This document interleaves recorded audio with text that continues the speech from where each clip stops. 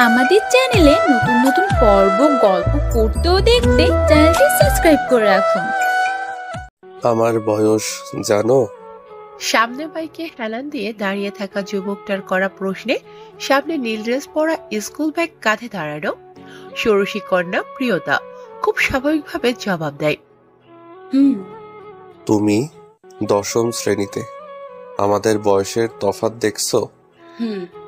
Good. আশা করি আমাকে আর follow করবে না। কেন করব না? বয়সে ছোট বলে কি বড়দের প্রতি অনুভূতি তৈরি হওয়া বারণ? প্রিয়তা ফটাফট প্রশ্ন করে বসে। মেয়েটা ভিতরে ভিতরে ভয় পাচ্ছে, কিন্তু উপরটা প্রকাশ করছে না। নিজেকে স্বাভাবিক রাখা যথাসাধ্য চেষ্টা চালিয়ে যাচ্ছে। এর মধ্যে সাদনান আবারও ধমকের সুরে হিসিয়ে বলে ওঠে, এই মেয়ে বেশি বলছো।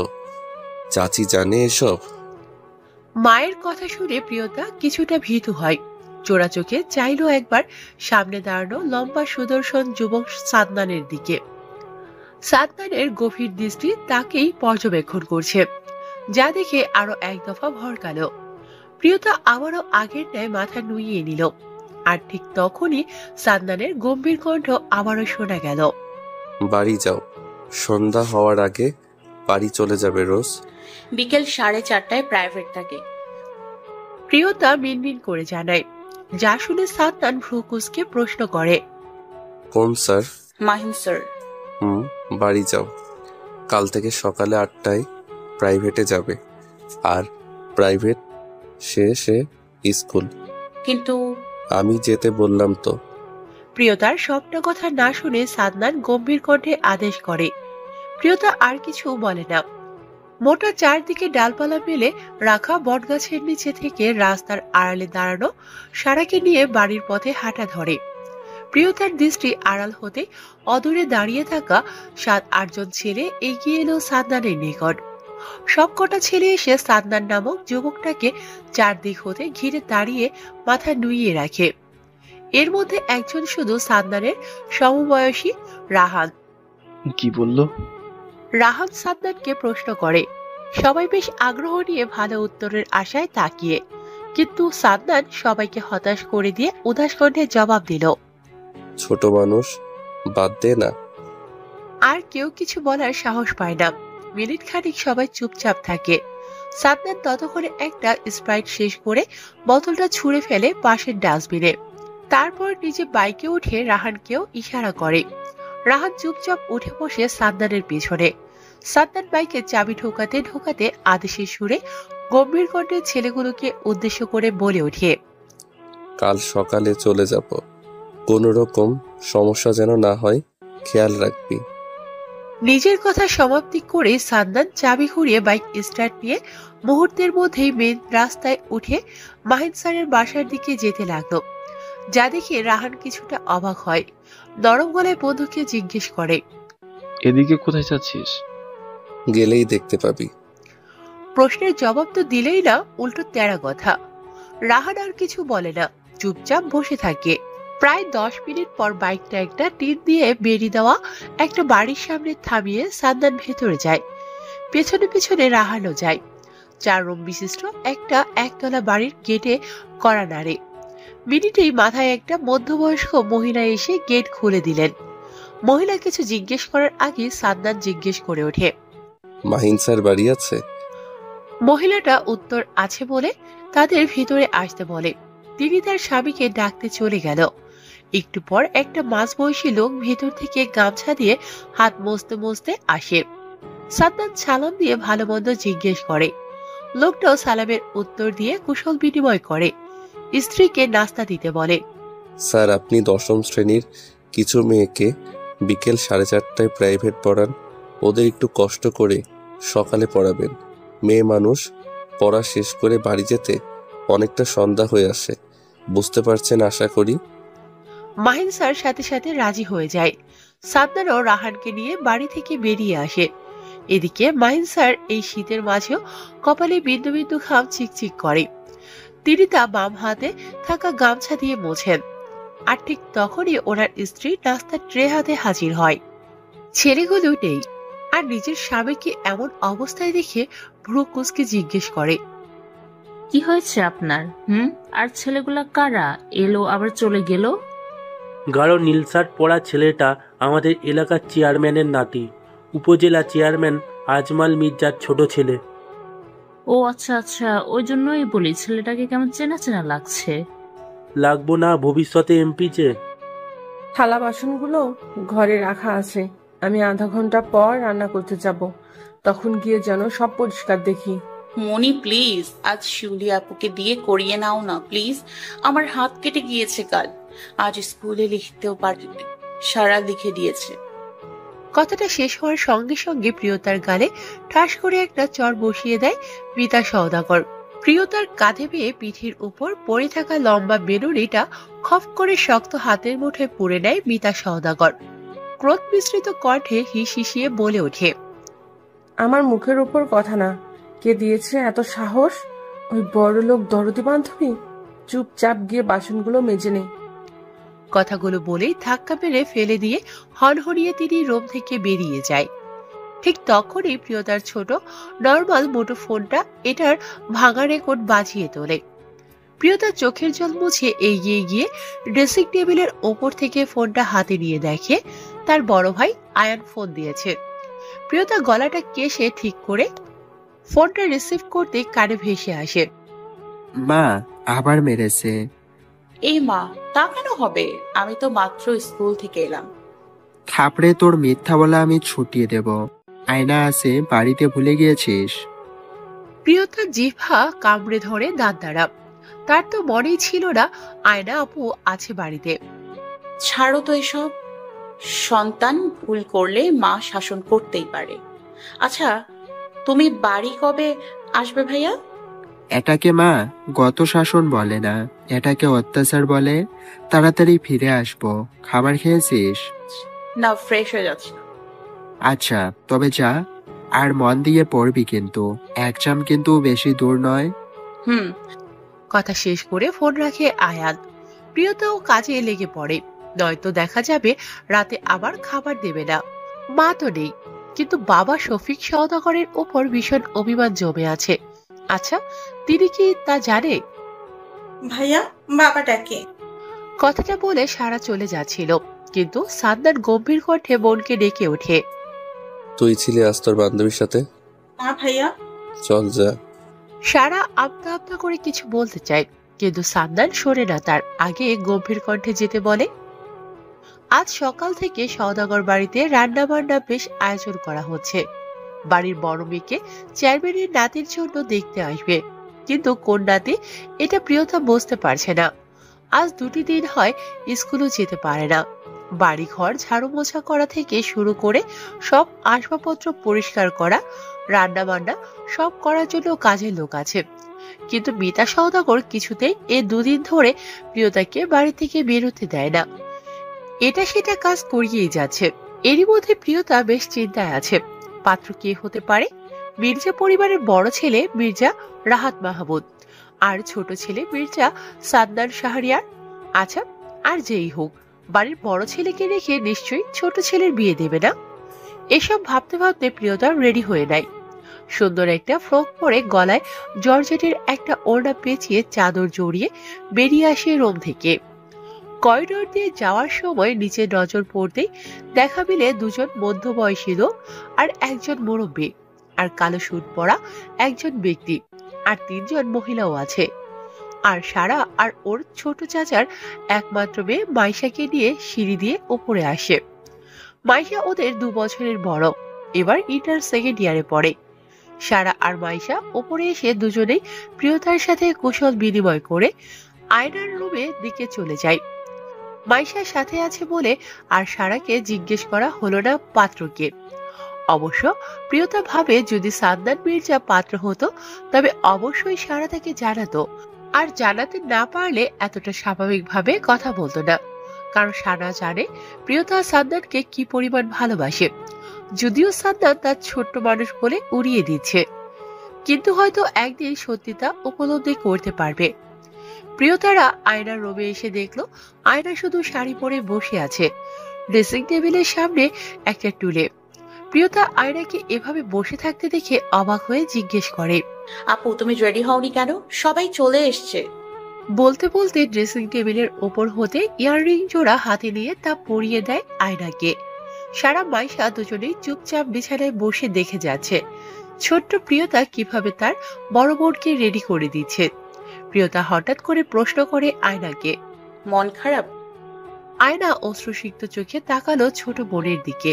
টুপ করে গড়িয়ে পড়ে বাম চোখ হতে এক ফোঁটা জল। চোখের জল মুছে জিজ্ঞেস করে আয়না। বলেছে তো চলে আসবে, হয়তো এসে পড়েছে। প্লিজ, লক্ষ্মী আপু কাঁদে না। আর কাঁদলে চোখের কাজল লেপটে তোমাকে ভূত দেখা যাবে। পরে দেখা যাবে পাত্র মানে দুলাভাই তোমাকে দেখতে এসে না দেখেই পালিয়ে যাবে। কথাটা বলতে বলতে হেসে দেয় প্রিয়তা।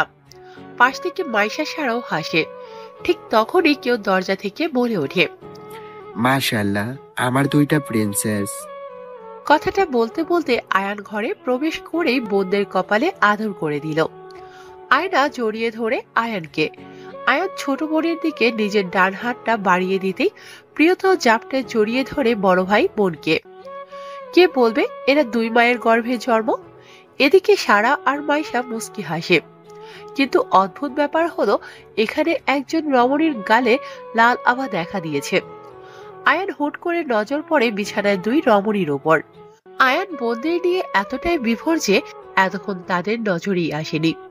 কিন্তু এখানে যে তার প্রিয়সীও থাকতে পারে জানা ছিল না।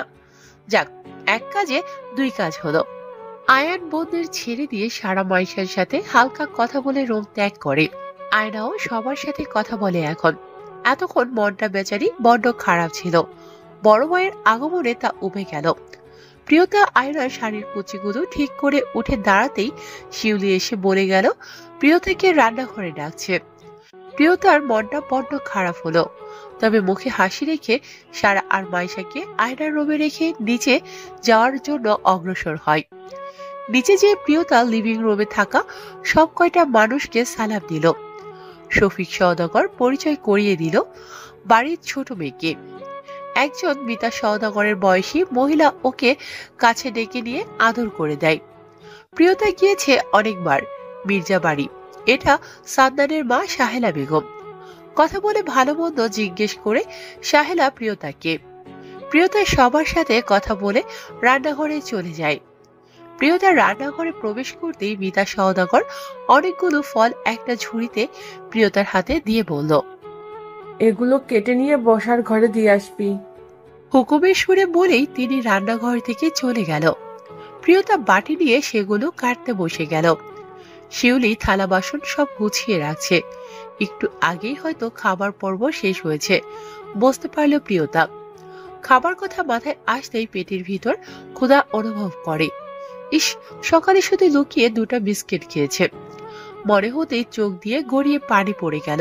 শিউলি বুঝতে পারে।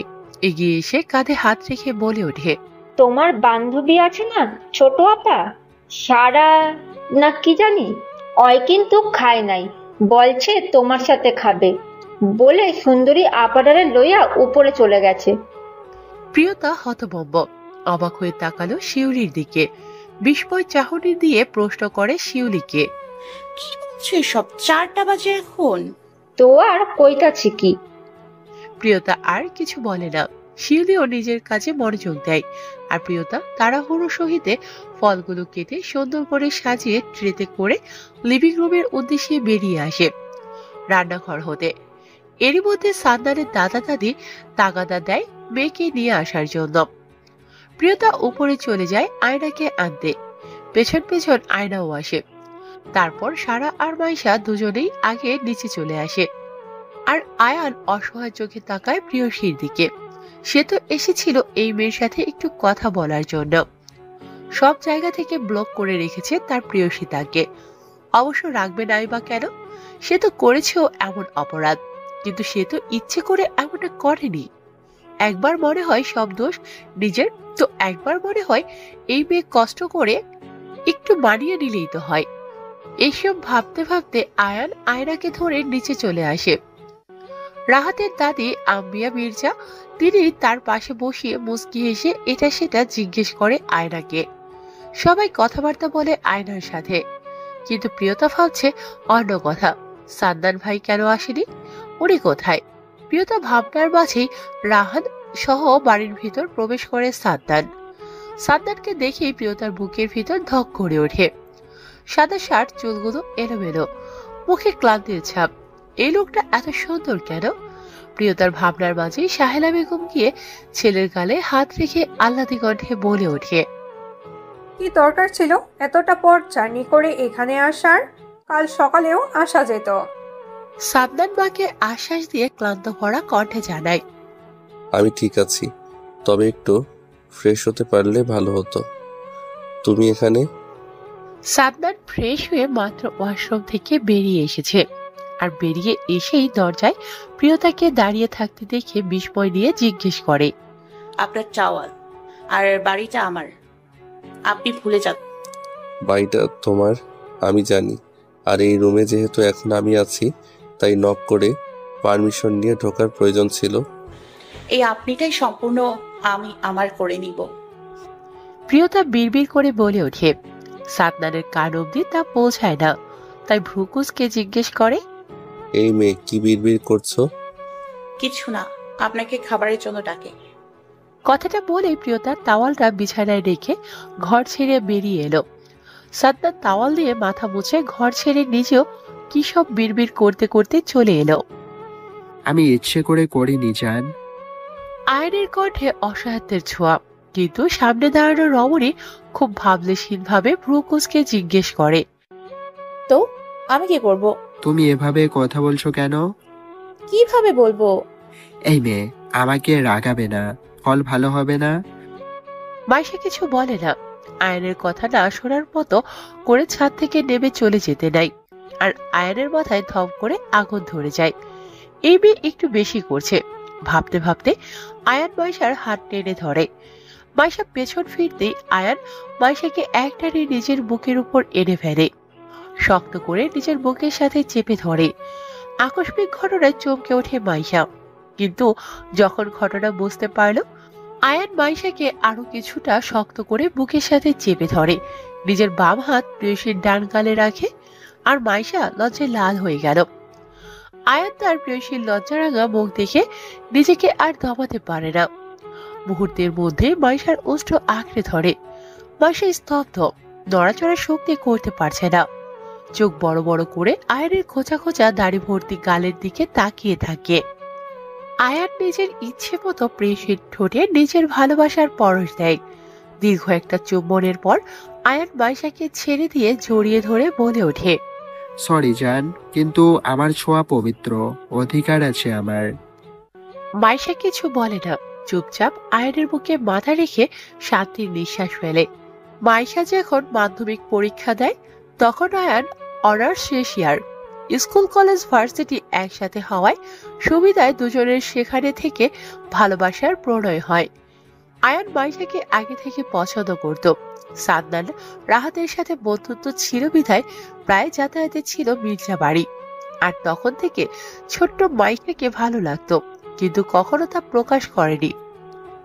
কিন্তু আয়ান প্রকাশ না করলেও ছোট্ট মাইশা তখন থেকে আয়ানের পেছন পেছন ঘুরত। এভাবে দেখতে দেখতে আয়ান অনার্স ফাইনাল এক্সাম শেষ করে, আর মাইশা তখন ইন্টার সেকেন্ড ইয়ারে ভর্তি হয়। আয়ান মাস্টার্স করার জন্য শহরে আসার জন্য তোড়জোড় শুরু হয়, কিন্তু মাইশার পাগলামি তখন আরো কয়েক গুণ বেড়ে যায়। ততদিনে আয়ানও তার প্রেম নিবেদন করে ফেলেছিল প্রেয়সীর নিকট। আর যখন আয়ানের শহরে আসার সব বন্দোবস্ত হয়ে এলো, শহরে আসার দিন ঘনিয়ে এলো, মাইশা তখন নাছোড়বান্দা, সে কিছুতেই আয়ানকে ছাড়বে না। তার মনে ভয় বাসা বাঁধে, যদি আয়ান শহরে এসে বদলে যায়। কিন্তু বেচারি মাইশা তখনও বুঝতো না আয়ান ওকে নিজের চাইতেও বেশি ভালোবাসে। মাইশার পাগলামি যখন আকাশ ছোঁয়া, রাত বিরাতে ফোন দিয়ে কান্নাকাটি, দেখা হলে জড়িয়ে ধরে চিৎকার করে আয়ানকে যেতে না করা, তখন আয়ান বিশাল বড় সিদ্ধান্ত নেয়। কাউকে না জানিয়ে ওই দিন কাজী অফিসে গিয়ে সেখানের দুজন মানুষ সাক্ষী রেখে কাজী দিয়ে বিয়ে করে নেয় তার ছোট জানকে। আজ 6 মাসের বেশি সময় হয় ওদের বিয়ে হয়েছে, কিন্তু এটা কেউ জানে না আয়নাকে সবার পছন্দ হয়েছে। বিয়েটা 1 মাস পর হবে বলে ঠিক করেছে জাফর মির্জা। তার বাড়ির বড় নাতি আবার গ্রামের নামি দামি লোক, তিনি বেশ জোয়ান এখনো। এলাকার চেয়ারম্যান, বড় ছেলে উপজেলা চেয়ারম্যান, ছোট ছেলে ব্যবসায়ী। বড় নাতি বড় ছেলে আজর মির্জার সাথে রাজনৈতিক সাথে বাবার ব্যবসা দেখা ভালো করে, আর মেজ নাতিকে সামনে ইলেকশনে এমপি পদে দাঁড় করাবে। যদি মেজ নাতি তার এসব ধারে কাছেও নেই, কিন্তু তার এলাকায় দাপট আছে, সাথে ব্যবহারের দিক আর এমন কারণ নিয়েও জেনারেশন আর নাতির বেশ আয়ত্তে। কিন্তু সমস্যা হলো সে এসব করতে চায় না। তবে তিনি এবার যে করেই হোক মেজ নাতিকে এমপি পদে দাঁড় করাবেই। আরেকটা বড় দল থেকে অফারও এসেছে। সেই দলের হয়ে যদি একবার কাজ করা যায় তাহলে নিশ্চিত তার নাতি পাশ করে যাবে। কারণ একটাই, গত 15 বছর ধরে যেই লোক এমপি পদে আছে তিনি কোনো উন্নতি করেনি শহরে, তাই জনগণ ক্ষেপে ফুঁসে আছে। একবার যদি যোগ্য কাউকে পায় তবে আগের এমপি কে কোনো মতেই আর আসনে আসতে দেবে না। তাই মির্জা সাদনান শাহরিয়া জয় নিশ্চিত। এবার শুধু নাতিকে রাজি করানোর পালা। এসব ভাবতে ভাবতেই জাফর মির্জা চায়ের কাপে চুমুক দেয়, অতঃপর সওদাগর বাড়ির লোকদের নিমন্ত্রণ করে যায়। যদিও সওদাগরের বাড়ির তুলনায় মির্জা বাড়ির রাজপ্রাসাদ, আর ছেলে সে সম্পর্কে সব জানা আছে। এখন শুধু ফর্মালিটি আর কি। প্রিয়তা রেডি হচ্ছে স্কুলের জন্য। আজ 3 দিন পর স্কুলে যাবে ভাবতেই খুশি লাগছে।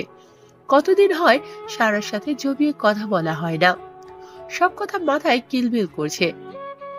আসলে প্রিয়তা পড়ালেখায় যে এতটা ভালো তা না, আবার ততটা খারাপও না।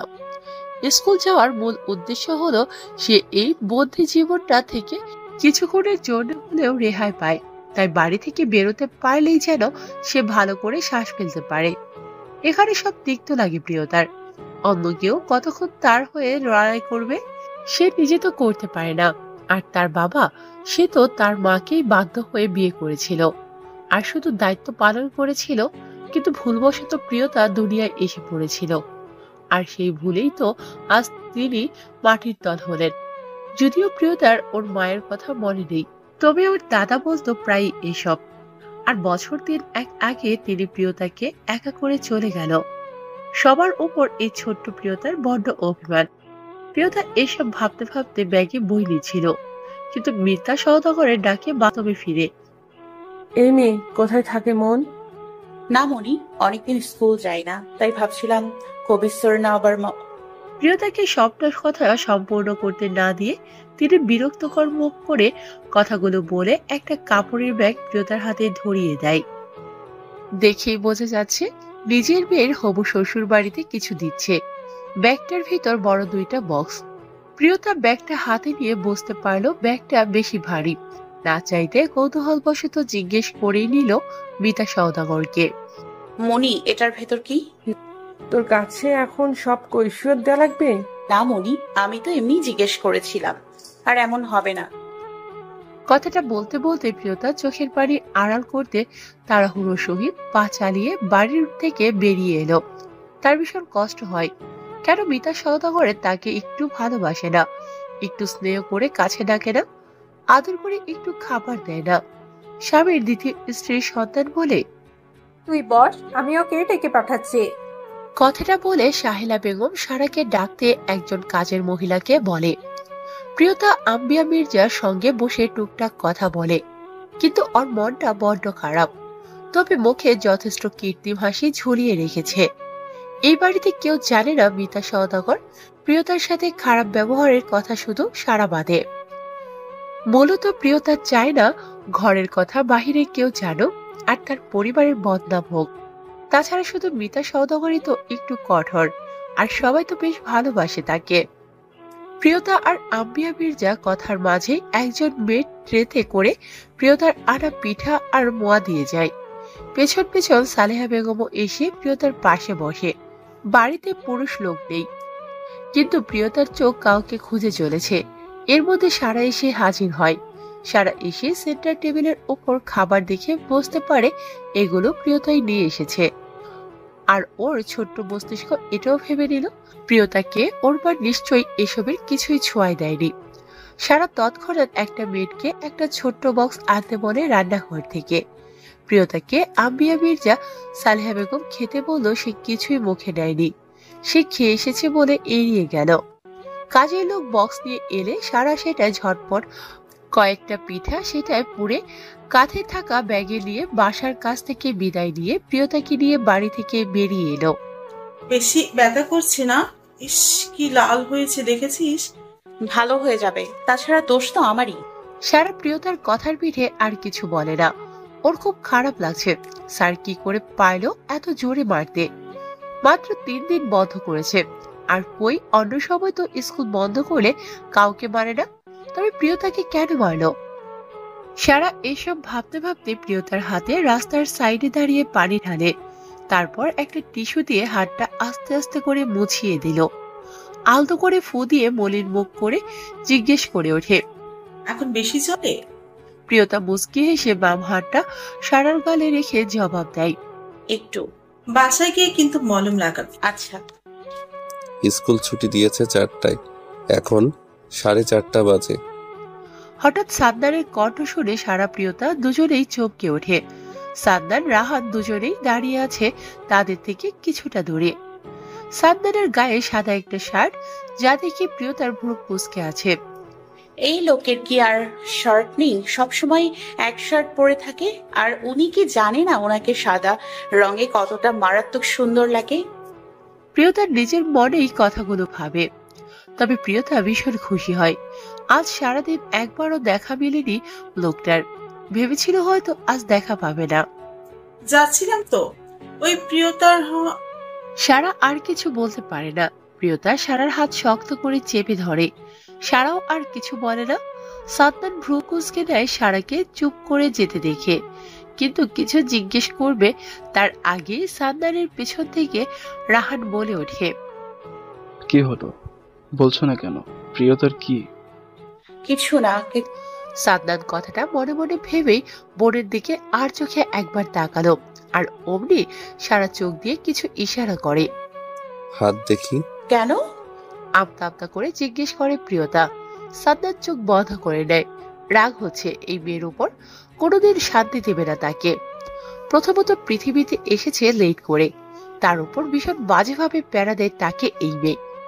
একবার শুধু সময় হোক, শুধু আসলে সব উসুল করে নেবে। কথাগুলো ভেবেই সাদনান ফোঁস করে শ্বাস ফেলে। চোখ খুলে এক ঝটকায় প্রিয়তার ডান হাতে ধরে সামনে এনে থমকে গেল সাদনান। বুকের ভিতর তীব্র যন্ত্রণা হচ্ছে, যেন কেউ ধারালো অস্ত্রের দিয়ে খোঁচাচ্ছে। চোখে রাগে লাল হয়ে আসে। প্রিয়তা সেদিকে তাকিয়ে একবার আর চোখে তাকিয়ে ভয়ে আবারও মাথা নুইয়ে নিল। সাদনান ভাই তাকে ভালোবাসে না, কিন্তু সেই ছোট্টবেলা থেকেই সারা আর তাকে বেশ যত্ন করে আগলে রাখে। কি হয়েছে? কিছু না তো, আমি বাড়ি যাব। আমি জানতে চাচ্ছি কে করেছে এটা? সাদনানের ধমকে কেঁপে ওঠে ছোট্ট প্রিয়তা। সারাও ভাইয়ের এই রূপ দেখে কিছুটা ভয় পায়। তার ভাই নিশ্চয়ই এখন এই নিয়ে তুলকালাম কাণ্ড ঘটাবে। সারা নিশ্চিত তার ভাইয়ের মনে যে কি চায় সে এটাই আজ অবধি বুঝে উঠতে পারে না। সারার ভাবনার মাঝেই প্রিয়তা মিনমিন করে বলে ওঠে, রাস্তায় পড়ে গিয়েছে। মিথ্যা, সত্যিটা বলো। ঠান্ডা স্বরে বলে ওঠে সাদনান। প্রিয়তা ততক্ষণে হাত ছাড়িয়ে নিল। সারা এগিয়ে এসে ভাইয়ের থেকে দূরত্ব রেখে প্রিয়তাকে আগলে দাঁড়িয়ে অসহায় কণ্ঠে বলে ওঠে, 3 দিন স্কুলে আসেনি, তাই স্যার মেরেছে। কোন sir? Class teacher Kabir Khan. সারার কথা শুনে সাদনানের চোয়াল শক্ত হয়ে এলো, কিন্তু রাগটাকে গিলে নিল সে। এখন কিছুতেই উল্টোপাল্টা কিছু করা যাবে না, আর এই মেয়ের সামনে তো আরো আগে না। ভেবেই সাদনান রাহানকে কিছু বলে নিজের বাইকে বসে সারা আর প্রিয়তাকে বসতে সাহায্য করে। সাদনানের বলিষ্ঠ শৈলে এই বাইকে বসার পর শুধু আর একজন পুরুষ বসার জায়গা রাখে, কিন্তু সারা প্রিয়তা দুজনেই স্বাস্থ্যের দিক দিয়ে কম হওয়ায় সাদনানের পেছনে দুজনেই অনায়াসে বসতে পারে। প্রিয়তার মনে পড়ে না কবে লাস্ট সাদনান তাকে বাইকে নিয়েছে। ছোট্টবেলায় প্রায় নিত, কিন্তু প্রিয়তা জিএসসি পরীক্ষা দেওয়ার পর আর নেয়নি। আর আগের মতো ঠিক করে কথাও বলে না। তুই বাড়ি যা, আমি ওকে নামিয়ে নিয়ে আসছি। মির্জা বাড়ির সামনে বাইক থামিয়ে সারাকে উদ্দেশ্য করে বলে ওঠে সাদনান। সারা নেমে পড়ে। প্রিয়তাকে আবারও হুকুমের সুরে বলে ওঠে, ওষুধ লাগাবি কিন্তু। আর কাল তো স্কুল বন্ধ, তুই আসবি না? আমি যাব। তুই যাস, মনি আসতে দেবে না। মলিন হেসে জবাব দেয় প্রিয়তা। সাদনান এদের কথা শুনে হাওয়ার সঙ্গে সঙ্গে বাইক স্টার্ট দেয়। আর আকস্মিক ঘটনায় প্রিয়তা চমকে উঠে চোখ বন্ধ করে খামছে ধরে সাদনানের সফেদা শার্ট এর পেছনের অংশ। তার উপর আস্তে আস্তে যখন বাইকের গতি স্থিতিশীল হয় তখন প্রিয়তা সুন্দর করে সাদনানের কাঁধে হাত রেখে বসে। 4 কি 5 মিনিটের মাথায় বাইকটা এসে সওদাগর বাড়ির গেটে রাস্তায় থামে। আর প্রিয়তা নেমে দাঁড়ায়। কিছু বলবে তার আগেই সাদনান বলে ওঠে, সাদনান তার জিনিস কি করে যত্নে রাখতে হয় সেটা ভালো করেই জানে, আর মিথ্যা বলাটা একদম উচিত হয়নি। যদিও তুমি বা সারা না বললে আমার কিছু আসতে যেত না। এই মির্জা সাদনান শাহরিয়া খবরটা পেতে 2 মিনিট সময়ও লাগতো না। কথাগুলো শেষ করে সাদনান প্রিয়তাকে কিছু বলার সুযোগ না দিয়ে বাইক স্টার্ট দিয়ে চলে যায়। প্রিয়তার মনটা খারাপ হয়ে যায়। কি বলে গেল এসব? কিন্তু প্রিয়তা সব ভাবনা বাদ দিয়ে মনে মনে আফসোসের সুর তোলে। ইস, একটু কথা বলা হলো না লোকটার সাথে। জানিস কবির খান আমাদের আর ক্লাস নেবে না, ইভেন আমাদের কোনো ক্লাসই নেবে না। ক্লাসে সারা আর প্রিয়তা ঢোকার সঙ্গে সঙ্গে কয়েকজন মেয়ে খুশি খুশি মনে কথাগুলো সমালোচনা করতে শোনা গেল। সারা নির্বিকার, সে গিয়ে দ্বিতীয় সারিতে টেবিলে বসে পড়ে। প্রিয়তা অবাক হয়, এই মেয়েগুলোই কয়েক মাস আগে কবির স্যার নতুন আসাতে কি খুশিই না ছিল, আর এখন চলে যাওয়া তো এতটা খুশি। এই মেয়েগুলো গিরগিটির মতো। গিরগিটি যেমন রং পরিবর্তন করতে সময় লাগে না, কিছু কিছু মানুষও ঠিক এমন সময় সময় নিজেদের রূপ দেখায়। প্রিয়তা বেশি আর ভাবে না, সারার পাশে গিয়ে বসে পড়ে। আর ম্যাম ক্লাসে এলে ক্লাসে মনোযোগী হয়। কিন্তু মাথায় ঘুরছে কবির স্যার কেন আর ক্লাস নেবে না। কবির খান 4 মাস আগে প্রিয়তাদের শিক্ষা প্রতিষ্ঠানে এসেছে। তিনি সায়েন্সের শিক্ষক, তাই তাদের হায়ার ম্যাথ ক্লাসটা নিত। দেখতে যেমন মাশাআল্লাহ, ঠিক তার রাগ আর ব্রিলিয়ান্টও তেমন, যাকে এক কথায় বলা চলে পারফেক্ট। কিন্তু তার রাগের আর অত্যাচারের কারণে কয়েক মাসেই মেয়েদের মন তিক্ততায় ভরে গিয়েছে। কিন্তু সব মেয়েদের সাথে খারাপ আর রূঢ়ভাবে কথা বললেও প্রিয়তা আর সারার সাথে বেশ সুন্দর করে কথা বলতো, নিজ থেকে এটা সেটা বুঝিয়ে দিত। কিন্তু হঠাৎ ওই দিন কেন কবির খান এমন করলো? প্রিয়তা বা সারা কারো মস্তিষ্কই উত্তর তৈরি করতে পারে না। স্কুল ছুটির পর প্রিয়তা আর সারা দুজনেই ব্যাগ গুছিয়ে সবার লাস্টে ক্লাস হতে বেরিয়ে আসে। কম বেশি সবাই চলে গিয়েছে, শুধু কয়েকজন বাদে। ওদের ক্লাস দোতলায়, আর আসার সময় স্যারদের কেবিনের সামনে দিয়ে আসতে হয়। সারা আর প্রিয়তা টুকটাক কথা বলতে বলতে উপর থেকে নেমে স্যারদের লাইব্রেরির সামনে আসার পর হঠাৎ করে সামনে এসে কবির স্যার দাঁড়িয়ে যাওয়াতে দুজনেই আকস্মিক ঘটনায় চমকে ওঠে। তবে একে অপরের হাত শক্ত করে ধরে রাখলো। প্রিয়তা ভয় পাচ্ছে, এটা ভেবে যদি স্যার আবার তাকে মারে। আর সারা রাগে ফুঁসে, কিন্তু স্যার বলে কিছু বলতে পারছে না, তাই মাথা নিয়ে দুজনে দাঁড়িয়ে থাকে চুপচাপ। যা দেখে সামনে দাঁড়ানো কবির খান মলিন হাসে। সে কেন পারে না এই মেয়েটার সামনে এলে নিজেকে সামলাতে। কাল তো রাগে অভিমানে এতগুলো স্টিলের স্কিল দিয়ে হাতে ইচ্ছে মতো মারল, কিন্তু এই মেয়ে কি তার রাগ অভিমান সম্পর্কে মোটেও অবগত? এসবের ছিটে ফোটাও কিচ্ছু জানে। কিন্তু কবিরের নিজেরই বা কি দোষ? ওই দিন যখন সাদনানের সঙ্গে কথা বলছিল আর সারা দূরে আড়ালে দাঁড়িয়ে পাহারা দিচ্ছিল, তখন কবির সেখান দিয়ে যাচ্ছিল। আর সবটা দেখার পর তখনই সন্দেহ হয়েছিল নিজের মনে। আর যখন একটা ছেলেকে দিয়ে খোঁজ নিল, তখন সত্যিই তার সন্দেহ ঠিক হলো। প্রিয়তা সাদনানকে ভালোবাসে, আর এটা জানার পর কেন জানি রাগটা কন্ট্রোল করতে পারেনি। কবির এক দৃষ্টিতে প্রিয়তার দিকে তাকিয়ে আছে। প্রিয়তা মাথা নিচু করে থাকলেও তার দৃষ্টি সামনে দাঁড়ানো মেরুন রঙের শার্ট পরে কালো স্যুটের উপর জড়িয়ে রাখা মানবটার ডান হাতের দিকে। সবার ভাবনার 13টা বাজিয়ে সারা কবির খানকে উদ্দেশ্য করে জিজ্ঞেস করে ওঠে, স্যার আমরা কি যেতে পারি? হ্যাঁ, আসলে কাল একটু বেশি হয়েছে, তার জন্য সরি। কবির খান একটু অপ্রস্তুত হয়ে আমতা আমতা করে উত্তর দেয়। কবির খানের মুখে এমন কথা শুনে সারা প্রিয়তা দুজনেই অবাক হয়ে একে অপরের মুখে চাওয়াচাই করে। ঠিক বুঝতে পারিনি স্যার। সারা বিস্ময় নিয়ে প্রশ্ন করে, কবির খান আর চোখে একবার প্রিয়তার দিকে তাকিয়ে অপরাধী ভঙ্গিতে বলে ওঠে, আসলে আমি প্রিয়াতাকে বলছি, সরি, আমি কাল ওভার রিয়েক্ট করে ফেলেছি। না না স্যার, কোনো ব্যাপার না। তাছাড়া আপনি গুরুজন, শিক্ষক বাবার সমতুল্য। আপনারই তো। আমরা ভুল করলে শাসন করবেন, আবার ভুল শুধরেও দেবেন। প্রিয়তার মুখে বাবার মতো কথাটা শুনে কবির অসহায় চোখে তাকিয়ে থাকে প্রিয়তার দিকে। এই মেয়ে তাকে ডিরেক্ট বাবার আসনে বসিয়ে দিল। কবির স্যার একটু তাড়াহুড়ো সহিতে পা চালিয়ে যেতে বলে ওঠে, 5টা বেজে যাচ্ছে, বাসায় চলে যাও। কথাটা বলেই কবির খান চলে যায়। সারা আর প্রিয়তা দুজনে স্কুলে আঙিনা থেকে বেরিয়ে এসে রাস্তায় বাড়ির পথে হাঁটা ধরে। হাঁটতে হাঁটতে দুজনেই খুব গুরুত্বপূর্ণ কিছু নিয়ে আলোচনা করছে। তাদের মুখ দেখে যে কেউই অনায়াসে বলে দিতে পারবে। এর মধ্যে কিছু মনে পড়ার মতো করে প্রিয়তা তড়িঘড়ি করে সারাকে জিজ্ঞেস করে, তুই স্যার হাত খেয়াল করেছিস? আমার কি কাজ নেই এখন স্যার হাত পা খুঁজতে যাব? মুখ ভেঙচি কেটে জবাব দেয় সারা। প্রিয়তা এবার একটু সিরিয়াস মুড এনে গম্ভীর কণ্ঠে বলে, স্যার ডান হাতে ব্যান্ডেজ করা ছিল। কি বলছিস?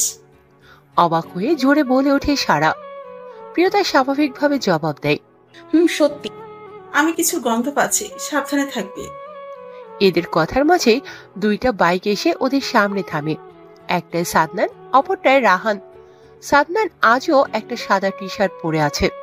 দেখতে মাশাআল্লাহ ফর্সা, তোকে মাথা ভর্তি ঝাঁকড়া চুল, মুখ ভর্তি চাপ দাড়ি, সরু নাক আর ঠিক নিচে সিগারেট পোড়া ঠোঁট।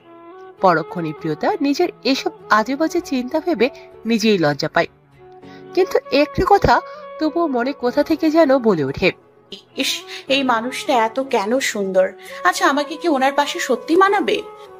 প্রিয়তা আবার ভাবে, কেন আমি দেখতে ততটাও খারাপ নই। 5 ফিটের বেশি লম্বা, গায়ের রংটা অতটা ফর্সা নয়, কিন্তু চেহারায় আলাদা একটা মায়া আছে, আর সাথে আছে সুন্দর ভালো একটা মন। প্রিয়তার ভাবনার মাঝে সাদনান গম্ভীর কণ্ঠে হুকুমের সুরে বলে ওঠে, তাড়াতাড়ি উঠে বস। তুই বরং বেশি বকবক করিস না। রাহান কিছু বলতে যাচ্ছিল, কিন্তু সাদনানের ধমকে আর সবটা বলা হয় না। আমরা কি কোথাও যাব ভাইয়া? হ্যাঁ, রাহাত ভাই আয়নাপুকে নিয়ে আসছে, সাথে আমাদেরও যেতে বলছে। সারার প্রশ্নের উত্তরে বলে ওঠে রাহান। সারা বিরক্ত হয়, এই লোক সব সময় ভাইয়া বলে প্রশ্ন করলেই উত্তর নিজের মুখে রেডি রাখে। আচ্ছা, উনি কি সত্যি কিছু বুঝতে পারে না? সারার ভাবনার মাঝেই প্রিয়তা বলে ওঠে, আমি যাব না। বাড়ি যেতে দেরি হলে মনি চিন্তা করবে। তোমার মনির কাছে পারমিশন নেওয়া হয়েছে, আর তুমি ভুলে যাচ্ছ তোমার আপু ওখানে আছে। সারা আমার বাইক যাক। না, আমার সাথে যাবে। আয়ান মোড়ের রাস্তায় দাঁড়িয়ে আছে, সেখান থেকে প্রিয়তা আয়ানের বাইকে যাবে। রাহানের হাসি হাসি মুখটা ফাটা বেলুনের মতো চুপসে যায়। সে তো জানে প্রিয়তাকে কিছুতেই সাদনান তার বাইকে উঠতে দেবে না। তাই লাস্ট একটা আশা ছিল, কিন্তু সেটাও বেটা আয়ান বাগড়া দিয়ে দিল। নিজে তো ঠিক লাইন মারে মাইশার সাথে। রাহানের বিষাদময় মুখটা আবারও চকচক করে ওঠে সাদনানের কথা শুনে। কিন্তু আপাতত তুই সারাকে নিয়ে যা, আমি আসছি ওকে নিয়ে। কেউ আর কিছু না বলে সারা গিয়ে চুপচাপ রাহানের পাশে বসে পড়ে। আর প্রিয়তা সাদনানের। সাদনান বলে ওঠে, ধরে বসো। প্রিয়তা সুন্দর করে এক হাত সাদনানের কাঁধে রেখে সুন্দর করে ধরে বসে। ওরা রেস্টুরেন্টে এসেছে। বাইক থামিয়ে রাস্তায় আয়ানের দেখা মেলেনি। এতে অবশ্য অনেকের ভালো হয়েছে, কিন্তু মুখে তা প্রকাশ করেনি কেউ। সবাই দোতলায় রেস্টুরেন্টের ভিতর বসে আছে। মাইশা সহ রাহাত, আয়ানা, ওরা মোট 2টা টেবিলে বসে। কিন্তু রাহাত আর আয়নার প্রাইভেসি দিতে ওদের আলাদা একটা কর্নারের টেবিলে বসিয়েছে। সাদনানের ঠিক বরাবর প্রিয়তা, রাহান সারাও পাশাপাশি। মাইশা আয়ানও টেবিলের এপার ওপার বসেছে। তারপর সবাই আড্ডা দিয়ে খাবার খেয়ে রাত 8টার দিকে বাসায় ফিরে। এর মধ্যে সাদনান একবারও প্রিয়তার সাথে আর কথা বলেনি। শুধু রেস্টুরেন্টে প্রিয়তা যখন খাবার খাচ্ছিল তখন খাবারটা একটু ঝাল ছিল, তাই সে একটু পরপর পানি খাচ্ছিল। তখন একবার জিজ্ঞেস করেছিল, খাবার কি বেশি ঝাল? ব্যাস, আর কিছু না। প্রিয়তা চুপ করেছিল। আসলে খাবার ঝাল নয়, কিন্তু সকালে মিতা সওদাগর ওকে থাপ্পড় মেরেছিল আর দাঁতের সাথে লেগে তখন ঠোঁটের নিচে কিছুটা অংশ কেটে গিয়েছে। কিন্তু ওর চুপ করে থাকা দেখে সাদনান ভ্রু কুঁচকে ওয়েটার ডেকে আইসক্রিম এনে দিয়েছিল। প্রিয়তা এতেই ভীষণ খুশি। যাক, তার বড় ভাই বোনের পরে তাকে কেউ একটু খেয়াল রাখে। আচ্ছা, এই খেয়াল রাখাটা যদি সবসময় সবার আগে সাদনান ভাই করে, এতে কি বেশি ক্ষতি হতো? প্রিয়তা এসব ভাবতে ভাবতে ওয়াশরুম থেকে বেরিয়ে এসে ড্রেসিং টেবিলের সামনে দাঁড়াতেই মিতা সওদাগর হন্তদন্ত হয়ে রুমে এসে প্রিয়তার গালে ঠাস করে একটা চড় বসিয়ে দিয়ে চুলগুলো মুঠোয় পরে টেনে ধরে হিসিয়ে বলে ওঠে, তোর মা আমার সংসার কাল নিগিনী হয়ে এসে আমার সোনার সংসার, এত ভালো স্বামী সব কেড়ে নিয়েছিল, আর এখন তুই আমার মেয়ের জীবন নষ্ট করতে চাইছিস? প্রিয়তা ভীষণ ব্যথা পাচ্ছে চুল খামছে ধরে রাখায়, তবুও কিচ্ছু বলেনি। কিন্তু তার মাকে নিয়ে এভাবে বলা সে অসহায় কণ্ঠে বলে ওঠে, প্লিজ মনি, তুমি যা বলার আমাকে বলো, তবু আমার মাকে নিয়ে কিছু বলো না। এই চুপ, একদম চুপ, বেশি বার বেড়েছিস। আর যদি মির্জা বাড়ির মেজ ছেলের আশেপাশে দেখেছি তো তুই আমার আসল রূপ দেখবি। কথাগুলো বলেই তিনি প্রিয়তাকে ছেড়ে দিয়ে রুম থেকে বেরিয়ে গেল। প্রিয়তা ধপ করে নিচে বসে পড়ে, দু হাত দিয়ে মুখ ঢেকে শব্দহীন কান্না কাঁদতে থাকে। তার ভীষণ কষ্ট হয়। এই 16 বছর বয়সে সে হাঁপিয়ে উঠেছে। সে তো এখান থেকে মুক্তি চায়, কিন্তু আজ থেকে তার সেই চেষ্টা করাও যে বারণ। কেন তার জীবনটা এমন হলো? একটু সুখ হলে কি এমন হতো? সব অভিমান বাবা আর মৃত মায়ের উপর হয়। তার মা কি করে পারলো এমন নিষ্ঠুর পৃথিবীতে তাকে একা ফেলে চলে যেতে? একবারও কি মনে হয়নি তার ছোট্ট মেয়েটা এই নিষ্ঠুর পৃথিবীতে কিভাবে বেঁচে থাকবে? এসব ভাবতে ভাবতে প্রিয়তা কান্না করতে করতে মেঝেতেই ঘুমিয়ে পড়ে। মা, তুমি কেন করো এমন ওর সাথে? তুমি নিজেও তো কষ্ট পাও ওর সাথে এমন ব্যবহার করে। চুপচাপ নিজের রুমে যাও, আর ভুলেও ভাইকে এসব বলতে যেও না। আয়না ঘৃণার দৃষ্টি ফেলে মায়ের রুম থেকে বেরিয়ে নিজের রুমে এসে দরজা বন্ধ করে দিয়ে সেখানে দরজা ঘেঁষে মেঝেতে বসে কাঁদতে কাঁদতে বিড়বিড় করে বলে ওঠে, আমি জানি না তোকে কষ্ট দিয়ে মা কি পায়, কিন্তু আমি আল্লাহর কাছে সব সময় দোয়া করি যাতে তুই এই নরক জীবন থেকে খুব তাড়াতাড়ি মুক্তি পাস, আমার ছোট্ট কলিজা। আয়নাও মেঝেতেই ঘুমিয়ে পড়ে। কি মিল দু বোনের মাঝে, কি সুন্দর ভালোবাসা। তবে তা কারোই প্রকাশ করা হয় না। তবে তাদের অজান্তেই তারা নিজেদের কষ্ট একে অপরের মাঝে ভাগ করে নিচ্ছে। শুধু মিতা সওদাগরের জন্য তা প্রকাশে ফুটছে না। এদিকে মিতা সওদাগর হাউমাউ করে কান্না করছে। সে চায় না এই ছোট্ট নিষ্পাপ জানটাকে কষ্ট দিতে, কিন্তু তিনি এই মেয়েকে দেখলে কিছুতেই ভুলতে পারে না তার কালো দিনের কথাগুলো। সবকিছু জ্বালিয়ে পুড়িয়ে ছাড়খাড় করে দিতে মন চায়। তিনি তার প্রথম যেদিন সংসারে তার স্বামী শফিক সওদাগর দ্বিতীয় বিয়ে করে বাড়ি ফিরে, তিনি সেদিন স্তব্ধ হয়ে গিয়েছিলেন, কারণ তারা একে অপরকে ভালোবেসে বিয়ে করেছিল। আর তাদের দুটা বাচ্চাও ছিল, একজন 12 বছরের একটা পুত্র সন্তান আর 7 বছরের একটা কন্যা সন্তান ছিল। সেখানে স্বামীর দ্বিতীয় বিয়ে, এটা কোনো স্ত্রী মেনে নিতে পারবে না। ভালোবাসার মানুষটার পাশে কাউকে মেনে নেওয়া যায় না। সেখানে ভালোবাসার মানুষ, তার উপর স্বামী, সেখানে দ্বিতীয় বিয়ে, কি করে মানত? আর তাই তিনি কোনোদিন মেনে নিতে পারেনি। প্রিয়তার মা প্রহেলিকা শৌফিক সওদাগরের ফুফাতো বোন ছিল। সিরাজ সওদাগর আর তার ছেলে শৌফিক সওদাগর বোনের একমাত্র ভাগ্নির বিয়েতে যায়। সব ঠিকঠাক ছিল, কিন্তু বিয়ের দিন জানতে পারে যে ছেলের সাথে বিয়ে ঠিক হয়েছে সে ভালো না, আর তাকে পুলিশ থানায় আটকে রেখেছে। তাই সে বিয়ে করতে আসেনি। সেদিন বোনের দিকে তাকিয়ে প্রহেলিকাকে শৌফিক সওদাগরের সাথে বিয়ে দিবে বলে ঠিক করে। শৌফিক সওদাগরের বাবা সিরাজ সওদাগর। শৌফিক সওদাগর কিছুতেই রাজি না। কম বয়সে বিয়ে করেছিল বিধায় তার 2 বাচ্চা আছে, কেউ বলতো না। আর তখন সিরাজ সওদাগর বাধ্য করে তাকে বিয়ে করার জন্য। তিনিও শর্ত দিয়েছিল বাবাকে যে বিয়ে করবে, কিন্তু কখনো স্বামীর অধিকার দেবে না, মেনেও নেবে না। কারণ তার মনে, হৃদয়ে, মস্তিষ্ক জুড়ে ছিল তার প্রিয়তমা স্ত্রী আর 2 সন্তান। সিরাজ সওদাগর তাতেও রাজি হলেন। অবশেষে বিয়ে করে বউ নিয়ে ওই দিন রাতে বাড়ি ফিরে তারা। প্রহেলিকা কোনো শব্দ করেনি, সে যেন কাঠের পুতুলের মতো সব মেনে নিয়েছিল, বাবা মায়ের মুখের দিকে তাকিয়ে। একমাত্র মেয়ে ছিলেন তিনি, চাইলেই তাকে পড়ালেখা করাতে পারত তার বাবা মা। কিন্তু প্রহেলিকা সেদিন বাবার সম্মানের কথা চিন্তা করে বিয়ে করে শফিক সওদাগরকে। তবে সেদিন রাতে মিতা সওদাগর কিচ্ছু বলেনি। শফিক সওদাগরও থাকেনি নতুন বউয়ের সাথে, তিনি মাথায়ও আনেনি আরো একটা বিয়ে করেছে। প্রথম স্ত্রীকে কথা দিয়েছিলেন বাবা যতদিন বেঁচে থাকবে ততদিনে তিনি কিছু করতে পারবে না, কিন্তু তিনি প্রহেলিকার ধারে কাছেও যাবে না। প্রহেলিকা মেনে নিয়েছিল সব, শুধু মানতে পারেনি মিতা সওদাগর। উঠতে বসতে খোটা আর বাড়ির সব কাজ করাতো ছোট্ট প্রহেলিকাকে দিয়ে। এভাবে চলছিল দিন। প্রহেলিকা ইন্টার পাস করেছিল, কিন্তু ভার্সিটি আর যাওয়ার সুযোগ হয়নি। দেখতে দেখতে কেটে গিয়েছিল 2 বছর। এর মধ্যে শোনা গেল প্রহেলিকার মা মারা গিয়েছে। সবাই ছুটে গেল সেদিন, শুধু বাড়িতে রয়ে যায় মিতা আর তার 2 সন্তান। সেখানে যাওয়ার পর তার মা মারা যাওয়ার 2 ঘন্টা পর তার বাবাও চলে যায়। প্রহেলিকা তখন পাগল হয়ে পড়ে।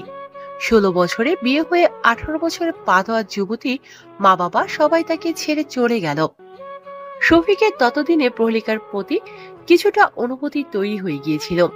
সেখানে তারা 2 রাত 3 দিন ছিল, আর সেই রাতের ভালোবাসার চিহ্নস্বরূপ প্রিয়তা আসে। কিন্তু তাতে করে আরো অত্যাচার বেড়ে যায় মিতার। আগের চেয়ে দ্বিগুণ কষ্ট দিতে প্রহেলিকাকে। শফিক কিছু বলতো না, আর সে তো বাড়িতেও বেশি থাকতো না। নতুন নতুন হোটেলের কাজের চাপে ভুলে বসেছিল। তার ভুলের কষ্টের একটা মেয়ে দিনরাত সহ্য করছিল, অথচ ভুলটা কিন্তু তারও সমান দোষ ছিল। কিন্তু কষ্টটা শুধু একজনই ভোগ করত। আর আয়না আয়ান, তাদের মনে হতো সত্যি প্রহেলিকার জন্য তাদের সংসারে অশান্তির সাথে দুজনেই ছোট্ট কিছু করার ছিল না। সিরাজ সওদাগরের কিছু করার ছিল না। তিনি ততদিনে বিছানা থেকে আর উঠতে পারতেন না। সে নিজেই অন্যের উপর নির্ভরশীল। সেখানে তিনি কি করতেন? মিতু। শফিক সওদাগরের ডাকে ভাবনা থেকে বেরিয়ে আসে মিতা সওদাগর। চোখের পানি গাল বেয়ে পড়ে তার শুকিয়ে দাগ বসেছে। তিনি কঠিন চোখে তাকিয়ে রূঢ় কণ্ঠে খিটখিটে স্বরে বলে ওঠে, আমাকে তুমি ওই নামে একদম ডাকবে না। সেই অধিকার তুমি 19 বছর আগেই হারিয়েছো। শফিক সওদাগর আর কিছু বলে না, চুপচাপ লুঙ্গি হাতে ওয়াশরুমে চলে যায়। তিনি তার কথা রাখতে পারেনি, আর আজও স্ত্রী কথা রাখতে এই ছোট্ট প্রাণটার দিকে ফিরেও দেখে না। তবুও তার স্ত্রী ক্ষোভের শেষ নেই। তার মেয়ের নিশ্চয়ই এই খারাপ বাবাটার উপর বড্ড অভিমান জমে আছে। আচ্ছা, মিতা কি কোনোদিন তার উপর থেকে সে ওয়াদা তুলে নেবে না? না না, অবশ্যই তুলে নেবে। আর মিতা নিজেও তার ভালোবাসার মানুষের শেষ চিহ্নকে আগলে নিবে। আচ্ছা, সেই দিন কবে আসবে? আদৌ কোনোদিন আসবে? চোখ মুখের এই অবস্থা কেন? প্রিয়তা স্কুল থেকে বেরিয়ে এসেই দেখলো আর সাদনান একা বাইক নিয়ে দাঁড়িয়ে আছে। আজ সারা আসেনি। আর প্রিয়তার এমন অবস্থা দেখে সাদনানের বুকের ভিতর মোচড় দিয়ে ওঠে। চোখ মুখ ফোলা, লাল হয়ে আছে। যে কেউ দেখলে নিঃসন্দেহে বলে দিতে পারবে মেয়ে অনেক কেঁদেছে।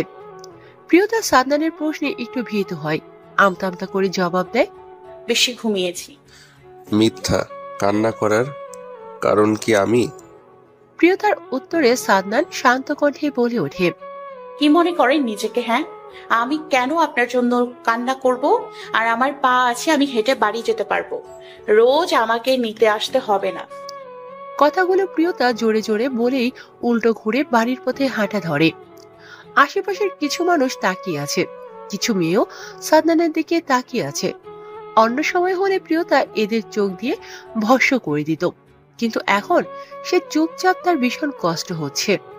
সাদনান ফ্রুকুসকে সেদিকে এক পলক তাকিয়ে বাইক থেকে নেমে গিয়ে প্রিয়তার কাঁধে ব্যাগটা টেনে ধরে। প্রিয়তা কাঁদছে, চোখ মুখ লাল হয়ে আছে। সে তো ইচ্ছে করে এমন ব্যবহার করেনি, এসব চায়ও না করতে। কিন্তু না করেও যে মিতা সওদাগর তাকে আবারও মারবে আর মাকে গালি দিবে। সাদনানের প্রিয়তার এরূপ অবস্থা দেখে থমকে গেল। তার চঞ্চলতা মস্তিষ্ক এটাও বুঝে নিল মেয়েটা ইচ্ছে করে তাকে এসব বলেনি, কিন্তু কেন বলেছে, কি কারণ হতে পারে। এটা যেন আমার সামনে লাস্ট কান্না হয়। তুমি কি ভাবো তুমি না বললে আমি জানতে পারবো না? ভুল। 1 ঘন্টার ভিতর আমি সব ইনফরমেশন পেয়ে যাব, আর তারপর কি হবে সেটা তুমি কল্পনাও করতে পারবে না। তৈরি থেকো প্রিয়তা সওদাগর। মির্জা সাদ্দার শাহরিয়া খাঁচায় খুব শিগগির বন্দি হওয়ার জন্য।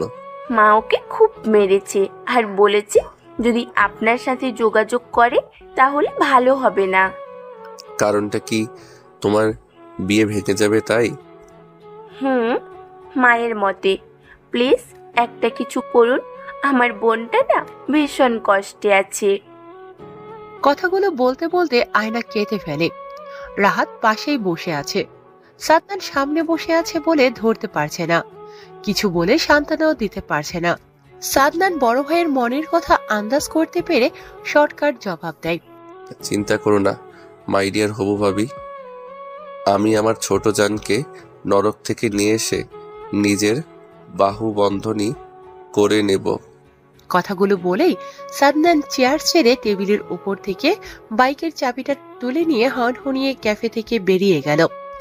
তার বুকে ভীষণ জ্বালা করছে। সাদনান আগে কিছুটা আন্দাজ করেছিল, আর এখন সে পুরোপুরি কনফার্ম মিতা সওদাগর এসব করছে। আয়না তখনও কাঁদছে। রাহাত আয়নাকে নিজের কাঁধে নিয়ে সান্ত্বনা দিয়ে বলে ওঠে, জানেন ছোটমণি প্রিয়তার জন্ম দিয়ে মারা যায়। অপারেশন থিয়েটারে ছোটমণির জরাইতে টিউমার ছিল, যেটা আগে ধরা পড়েনি, তাই মনি বাঁচেনি। তখন মা ছোট্ট প্রিয়তাকে আগলে নেয়। মা ওকে খুব ভালোবাসতো এবং এখনো বাসে। ওর খাবার থেকে শুরু করে ঘুম যাবতীয় সব কাজ মাই করত, সাথে আমাদের হোটেল। বাবা তো পাগল হয়ে 6 বছর মেন্টাল হসপিটালে ভর্তি ছিল। ছোটমণির মৃত্যুর পর পাগল হয়ে গিয়েছিল। তখন মা ব্যবসা বাড়ি আমাদের ছোট প্রিয়তাকে সামলাতো, সাথে ভাইয়া মায়ের সঙ্গে লেখাপড়ার সঙ্গে ব্যবসাও দেখাশোনা করত। এভাবেই চলছিল দিন। এর মধ্যে প্রিয়তার যখন 7 বছর, তখন দাদু হঠাৎ করে আমাদের ছেড়ে চলে গেল। এর মধ্যে বাবাও সুস্থ হয়ে গিয়েছিল, কিন্তু ঝামেলা হলো তখন যখন দাদু মারা গেল। বাবা সুস্থ হয়ে ফিরে এসে সবার থেকে বেশি প্রিয়তাকে বেশি ভালোবাসতো, আলাদা করে যত্ন করত, আর মা তখন থেকে আবার কেমন হয়ে গেল। কথাগুলো এক নিঃশ্বাসে বলেই আয়না টেবিলে থাকা পানির গ্লাস হাতে নিয়ে সবটা পানি একটানে খেয়ে ফেলে। অতঃপর গভীর শ্বাস ফেলে আবারও বলে ওঠে, এখানে এত কিছুর মাঝে সব থেকে বড় অপরাধী কে জানেন? না, আমার বাবা। তিনি যদি তখন এক কথা বিয়ে করবে না বলে চলে আসতো, তাহলেই হতো না ছোটমণিকে এত কষ্ট পেতে হতো, না প্রিয়তা আর নাই আমার মা এমন পাষাণ হতো। আয়না আবারও কেঁদে ফেলে। রাহাত আয়নাকে নিজের এক বাহুতে আগলে নিয়ে বলে ওঠে। আয়না কিছু বলে না, চুপচাপ পড়ে থাকে সেভাবেই। জাফর মির্জা গম্ভীর মুখ করে বসে আছে সোফায়। বাড়ির প্রতিটা ব্যক্তি এখানে উপস্থিত আছে। মূলত সাদনান একটু আগে এমন সব কথা বলেছে যে সবার কাছে মনে হচ্ছে বোমা ফাটার মতো অবস্থা ছিল, আর এখন তা শীতল হলো। আজব মির্জা চুপ কোনো কথা বলছে না, সে নির্বিকার। তার বাবা যা সিদ্ধান্ত নেবে তিনি তাই মেনে নেবে। সবার ভাবনার মাঝে জাফর মির্জা উঠে দাঁড়ালো সোফা সেরে। একটু এগিয়ে এসে সাদনানের সামনে দাঁড়িয়ে বলে ওঠে, রাতে আমার রুমে আসবে, তোমার সাথে আমার গুরুত্বপূর্ণ আলোচনা আছে। কথা শেষ তিনি হনহনিয়ে চলে গেল নিজের কক্ষে। আম্বিয়া মির্জাও স্বামীর পিছু নিলেন। সুফিয়া বেগম রান্নাঘরে চলে গেলেন। মাইশা সারা নিজেদের রুমে যাওয়ার সময় ফুসুর ফুসুর করে কিছু বলা বলি করছিল।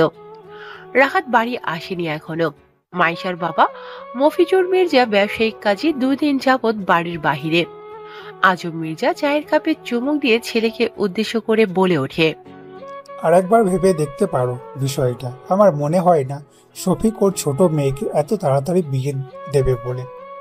ভেবেই বলছি, আর বিয়ে দিবে না তো আমার অন্য পদ্ধতি জানা আছে। শান্ত আর গম্ভীর কণ্ঠে কথাগুলো বলেই সাদনান সিঁড়ি দিয়ে উপরে উঠে নিজের রুমে চলে গেল।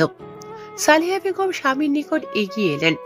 চিন্তিত কণ্ঠে কপালে ভাঁজ ফেলে শুধালো, মেয়েটা বেশ ভালো, কিন্তু বাবা কি রাজি হবে? আজম মির্জা স্ত্রীর কথায় কোনো উত্তর করে না। তিনি ভাবছেন, খুব মনোযোগ দিয়ে কিছু ভেবে চলেছে। তার ছেলের মাথায় যা বুদ্ধি, ঠিক তার বাপকে রাজি করিয়ে নেবে তিনি জানেন। এসব ভেবে আজম মির্জা আপন মনে হাসলেন। আমি কি বলেছি বুঝতে পেরেছ? সুযোগ নিচ্ছ? মোটেও না, আমি শুধু তোমার ভালো চাই। জাফর মির্জা সাদনানকে এমপি পদে দাঁড় করাতে চায়, আর তিনি সেটা সাদনানকে বলেছে। সাথে এটাও বলেছে এমপি পদে তার জয় নিশ্চিত, আর চাইলে সে পরে পদত্যাগ করতে পারবে। তোমার পর তোমার বাবা আছে। তাহলে বাবাকেই দাও। সাদনানের কথায় জাফর মির্জা একটু চুপ থাকে, অতঃপর মাথা নেড়ে সম্মতি দিয়ে বলে ওঠে, এটা মন্দ বলনি। আচ্ছা, আমি দলের সাথে কথা বলে দেখছি। সাদনান দাদার কথায় মুচকি হেসে রুম ছেড়ে বেরিয়ে আসে। আজম মির্জার ভাবনা সত্যি হয়েছে, তার ছেলে বুদ্ধিমান। কিভাবে জাফর মির্জাকে রাজি করিয়ে নিল। রাত প্রায় 11টা। আয়ান বোনকে খাবার খাইয়ে দিয়ে ওষুধ খাইয়ে দিল। আজ প্রিয়তার ভীষণ জ্বর, কিন্তু একবারও মিতা সওদাগর আসেনি। শফিক সওদাগর সন্ধ্যায় মেয়ের পাশে বসেছিল। প্রিয়তা তখন ঘুমিয়েছিল। আয়না শুধু দেখেছে, আর কেউ না। আয়নাও বসে আছে বোনের পাশে। আজ আয়না থাকবে এখানে। আয়ান প্রিয়তার খেয়াল রাখতে বলে সে চলে গেল। আয়নাও প্রিয়তার এক পাশে শুয়ে বোনকে জড়িয়ে ধরে। ঠিক তখনই বালিশের তলায় থাকা আয়নার ফোনটা সশব্দে বেজে ওঠে। আয়না ভাবে হয়তো রাহাত কল করেছে, কিন্তু ফোন হাতে নিয়ে চোখ বেরিয়ে আসার উপক্রম। সাদনান কল দিয়েছে, কিন্তু কেন? আয়নার সব ভাবনা বাদ দিয়ে ফোনটা রিসিভ করতেই ওপাশ থেকে রাশভারী কণ্ঠে সাদনান বলে ওঠে, এত রাতে ডিস্টার্ব করার জন্য দুঃখিত ভাবি। না না, ঠিক আছে। প্রিয়তা তো জ্বর, ঘুমিয়ে পড়েছে। তুই ফোনটা দাও ওর কাছে। আয়না কান থেকে ফোন নামিয়ে প্রিয়তাকে ডেকে ওর হাতে ফোনটা দিয়ে ফিস ফিস করে বলে ওঠে, নে ধর সাদনান ভাই। প্রিয়তা পিটপিট করে চোখে তাকিয়ে ফোনটা হাতে নিয়ে বলে ওঠে, আপনি আবার আমার স্বপ্নে এসেছেন সাদনান ভাই? প্রিয়তার কথা শুনে আয়নার চোখ ছানা ভরা। এই মেয়ে কি সব বলছে? কিন্তু ফোনের ওপাশে থাকা সাদনান ঠোঁট টিপে হেসে গম্ভীর কণ্ঠে জিজ্ঞেস করে, আমি তোমার স্বপ্নে আসি? হ্যাঁ, আসেনি তো। এই যে এখন এসছেন, কিন্তু সবসময় আপনি চুপ থাকেন। আজ প্রথম কথা বললেন। প্রিয়তা ঘুমো ঘুমো কণ্ঠে উত্তর দেয়। সাদনানের ভ্রু কুঁচকে আসে। আয়না বুঝতে পারে বোন তার জ্বরের মধ্যে আজে বাজে বলছে, কিন্তু চুপচাপ বসে থাকে সে। সাদনান ওপাশ থেকে এবারও রাশভারী কণ্ঠে বলে ওঠে, এখন থেকে আর স্বপ্নে নয়, রোজ সামনে থেকে দেখতে পারবে। সেদিন বেশি দূর না আমার ছোট জান। আজ সওদাগর বাড়ির সবাই মির্জা বাড়ি যাবে, কারণ মির্জা বাড়িতে বিয়ের জন্য সব শাড়ি গহনা আনা হয়েছে। এখন গিয়ে তারা পছন্দ করে যা যা লাগবে তার রেখে দেবে। মির্জা বাড়ি থেকে গাড়ি পাঠিয়েছে জাফর মির্জা। যদিও প্রিয়তাদের একটা গাড়ি আছে, কিন্তু এটা নাকি তাদের নিয়ম বাড়ির বইয়ের যাবতীয় সব বরের বাড়ি থেকে দিতে হয়। প্রিয়তা আয়ানের পাশে বসে আছে। আয়ান ড্রাইভ করছে।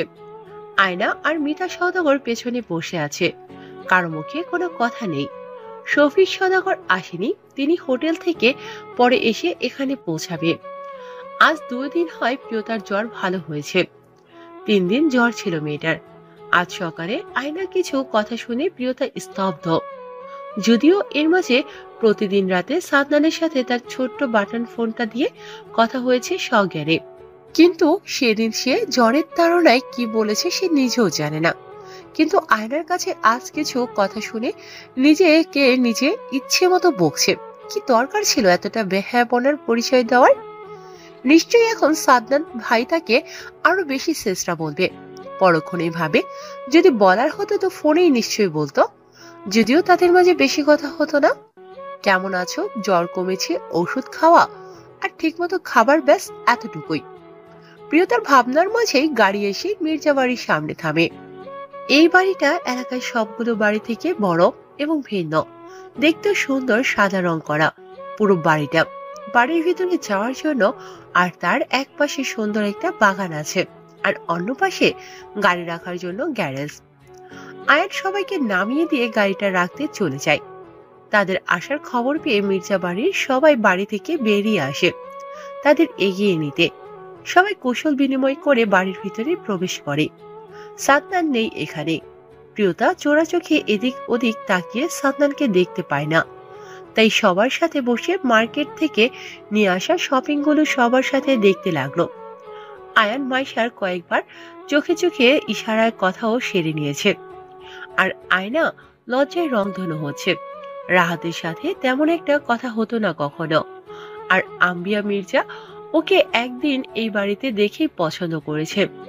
আর হঠাৎ এত সব হওয়াতে যেমন লজ্জা তেমন অস্থিরতা কাজ করছে। এসব ভাবতে ভাবতে আয়না সবার প্রশ্নের টুকটাক জবাব দিচ্ছে। বই সবকিছু 2 সেট করে রাখা হচ্ছে। মিতা সওদাগর এটা নিয়ে অমত করলেও পরে তেমন পাত্তা দেয়নি। তিনি ভাবছে এটা হয়তো কোনো নিয়ম টিয়ম হবে। এসব ভেবে আর তিনি চিন্তিত হলেন না। খুশি মনে মেয়ের শরীরে এটা সেটা ফেলে দেখে নিচ্ছে। সব দেখা শেষে সবাই আরো এক দফা আলোচনা করতে বসে গেল। বড়রা তাই সারা মাইশা, আয়না আর প্রিয়তাকে নিয়ে বাড়ির বাহিরে চলে আসে। রাহাত আয়ান বাড়ির ভেতরেই রয়ে গেল। বাগানে সুন্দর একটা বসার জায়গাও আছে। ওরা 4 জন সেখানে বসে আড্ডা দিতে লাগলো। কিসের আর আড্ডা? একজন আরেকজনকে খোঁচা মেরে কথা বলছে। বিশেষ করে আয়নাকে সবাই বেশি করে জানাচ্ছে। শেষমেশ আয়না লজ্জায় বাড়ির ভেতরে চলে গেল। পেছন পেছন মাইশাও চলে আসে। সারা আর প্রিয়তা দুজনেই হেসে তখন লুটুপুটি খাচ্ছে। ঠিক তখনই সাদনান বাইক নিয়ে বাড়িতে প্রবেশ করে। পেছনে রাহানও আছে। সাদনান সোজা গ্যারেজে চলে যায়, আর রাহান ওর বাইক বাগানে রেখে সারা আর প্রিয়তার দিকে এগিয়ে আসে। তা 2 সুন্দরী কি করা হচ্ছে এখানে? মুস্কি এসে জিজ্ঞেস করে রাহান।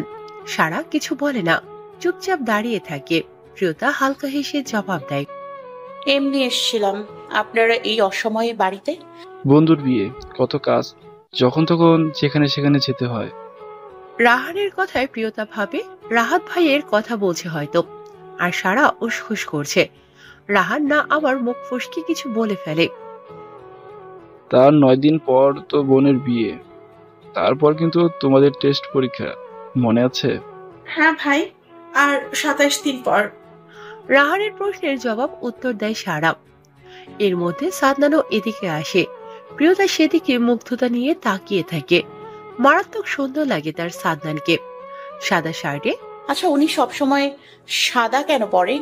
উনি কি জানে ওনাকে সাদা রঙে কতটা সুন্দর লাগে? তবে সবচেয়ে বড় কথা হলো, আমি যেভাবে ওনাকে দেখি, আমার কাছে ওনাকে যতটা সুন্দর লাগে সব মেয়ের কাছেও কি তাই? প্রিয়তার ছোট্ট মনটা বড্ড খারাপ হয় নিজের মনে কথাগুলো ভেবেই। প্রিয়তা এতক্ষণ খেয়ালই করেনি ওর সামনে এসে সাদনান কখন দাঁড়িয়েছে, আর সারা রাহান ভাই বা কখন চলে গেল। প্রিয়তা এলোমেলো দৃষ্টি ফেলে কাউকেই চারপাশে দেখতে পেল না। তখনও সাদনান ওর দিকে তাকিয়ে আছে ভ্রু কুঁচকে, যা দেখে আরো এক দফা লজ্জা পেল প্রিয়তা। নিজ মনেই ভাবল, ইস, সকালের কথাগুলো বোধহয় না শুনেই ভালো হতো। এখন তো নিজেরই কেমন লাগছে। আমাকে দেখা শেষ? সাদনানের প্রশ্নে চমকে ওঠে প্রিয়তা। আসলে ও আবার কখন যে সাদনানের দিকে তাকিয়ে ফেলেছে নিজেই বুঝতে পারেনি। সাদনান দেখছে তার ছোট্ট জানটাকে। এই 5 দিনে শরীরটা কেমন শুকিয়েছে, সাথে চোখের নিচে কালিও পড়েছে, কিন্তু তাতে যেন তার মোহনীয় লাগছে তার ছোট্ট জানটাকে। আচ্ছা, ও এত লেট করে কেন পৃথিবীতে এসছে?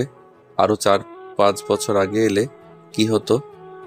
এখন নিশ্চয়ই ওর সাথে প্রিয়তার বিয়ে হলে তখন লোকে তাকে বলবে সুগার ড্যাডি। সাথে বিয়ে হয়েছে কচি মেয়ের। সাদনানকে এভাবে তাকিয়ে থাকতে দেখে প্রিয়তার নিজের মাথাটা আরো একটু নুইয়ে নিল। অতঃপর মিনমিন করে বলে ওঠে, আপনি এসছেন কেন আমার সামনে? বাড়িটা আবার? চোখটাও আমার। সাদনানের কথার বিপরীতে কথাটা অনেক সাহস সঞ্চয় করে বলেই এক দৌড়ে বাড়ির ভিতরে চলে গেল প্রিয়তা। সাদনান ভ্যাবাচাকা খেয়ে গেল। বিষয়টা বুঝতে ওর 1 সেকেন্ড খানিক সময় লাগলো।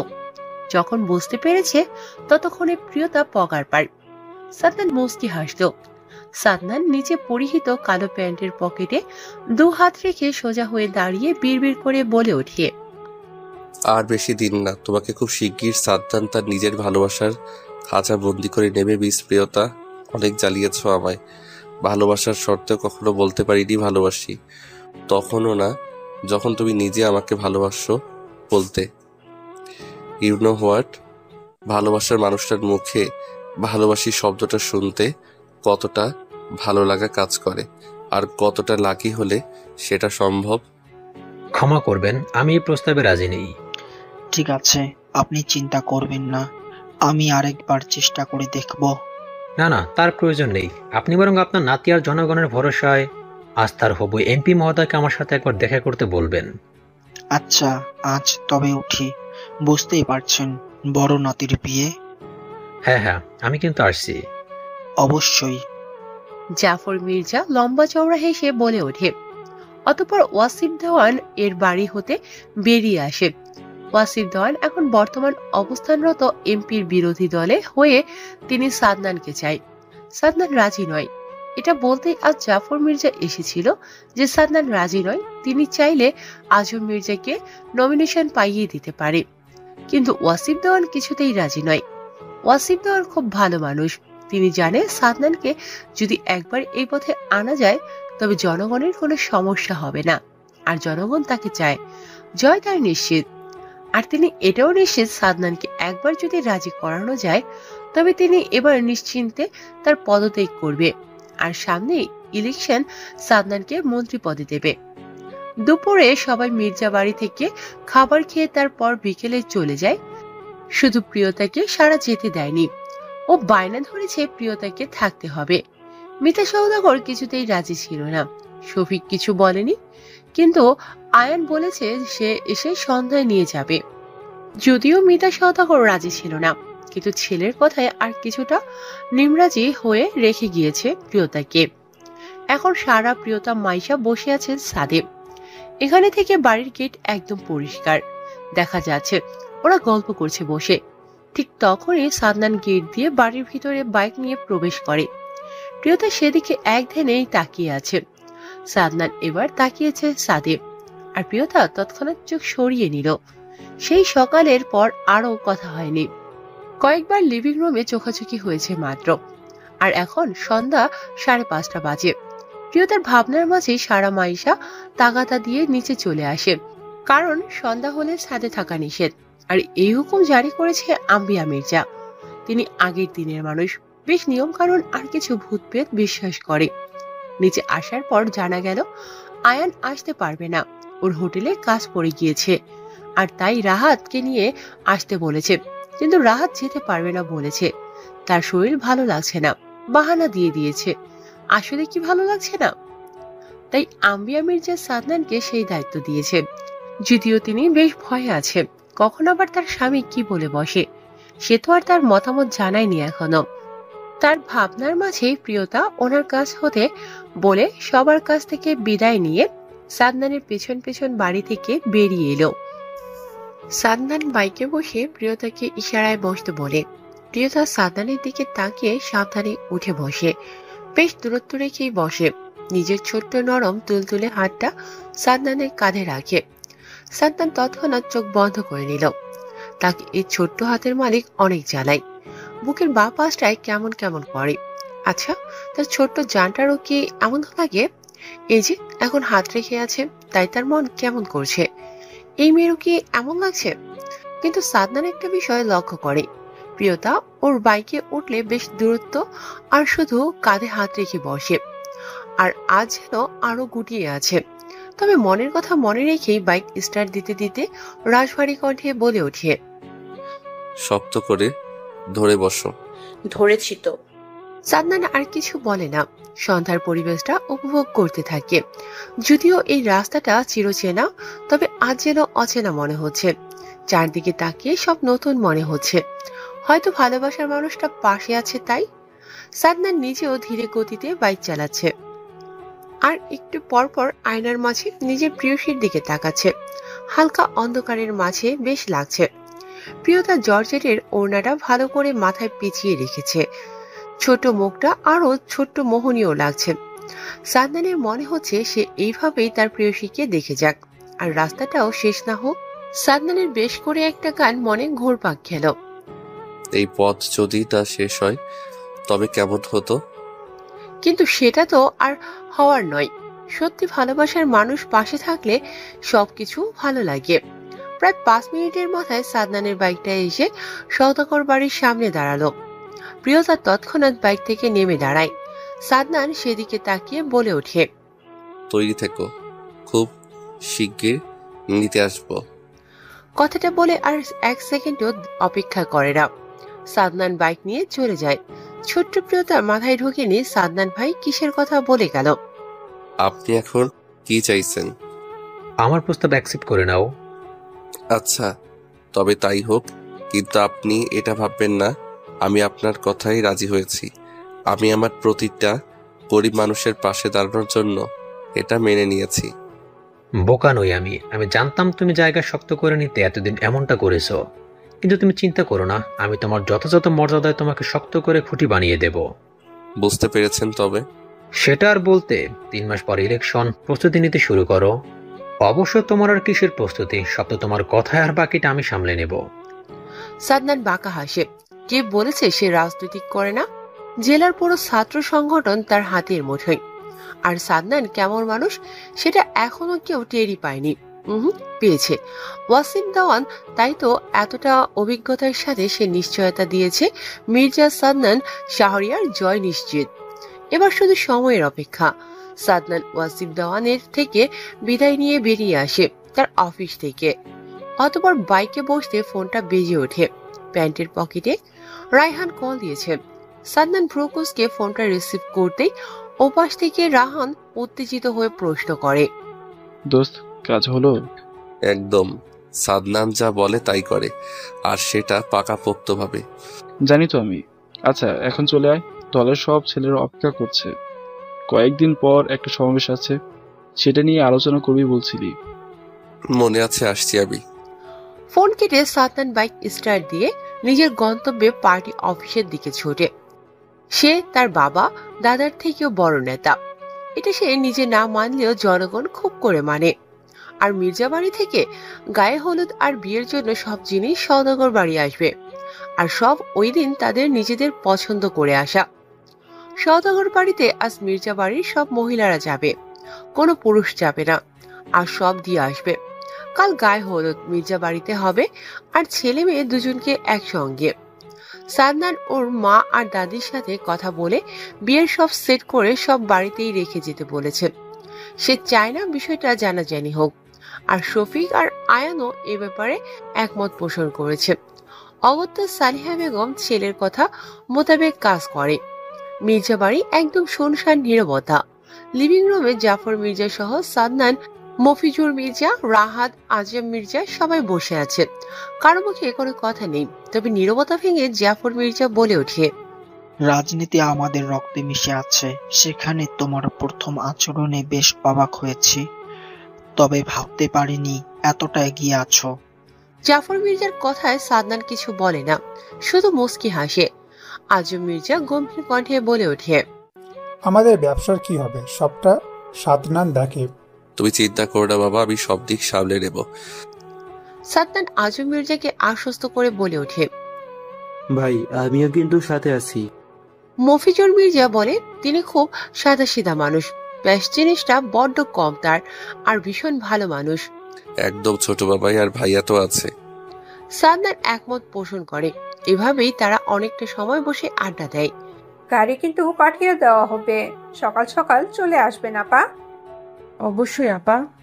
সাদনানের মায়ের কথার বিনিময়ে মিতা সওদাগর মুস্কি হেসে জবাব দেয়। এর মধ্যে প্রিয়তার ট্রে হাতে নাস্তা নিয়ে আসে, পেছন পেছন শিউলিও আসে। ওকে কাজ করতে হবে না, তুই যা সারার সাথে। সালিহা বেগম বলে ওঠে। প্রিয়তা মুস্কি হাসে। অতঃপর উপরে আয়নার রুমে চলে আসে। সারা আয়না বসে আছে। মাইশা নেই, ওর একটা ফোন এসেছে, বলেছে ফ্রেন্ড ফোন দিয়েছে, এটা বলে সে ছাদে চলে এসেছে। কতক্ষণ ধরে ওয়েট করছি, আর তুমি সেখানে বসে বসে আলাপ মারছিলে। মাইশা সাথে পা দেওয়ার সঙ্গে সঙ্গে শক্ত দুটো হাত ওকে আগলে নিয়ে কথা বলে ওঠে। মাইশা কেঁপে উঠল আয়ানের এমন অনাকাঙ্ক্ষিত স্পর্শে। কেমন অস্বস্তি হচ্ছে, যদি কেউ দেখে ফেলে সেই ভয়ে। সে সব ভেবেই মিনমিন করে বলে, ছাড়ুন, কেউ আসলে কেলেঙ্কারি শেষ থাকবে না। কেউ আসবে না। কথাটা বলতে বলতে আয়ান মাইশার কাঁধ থেকে ওড়নাটা একটু সরিয়ে সেখানে ঠোঁট ছুঁয়ে দিল।